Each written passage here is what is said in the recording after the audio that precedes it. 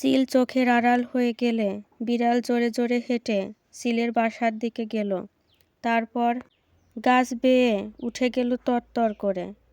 উঠে গিয়ে সিলের বাসায় কড়া নাড়াতে লাগলো। বাচ্চারা বলল, কে কে কে ওখানে?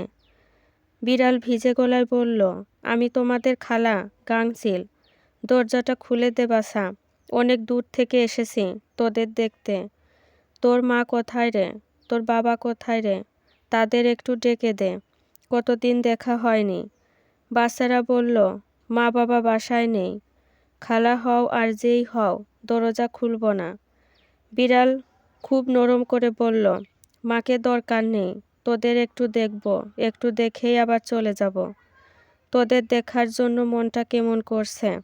বাচ্চারা বলল, তা করুক, তোমার মন যেমন ইচ্ছে তেমনই করুক, দরজা আমরা খুলব না। মা মানা করেছে দরজা খুলতে।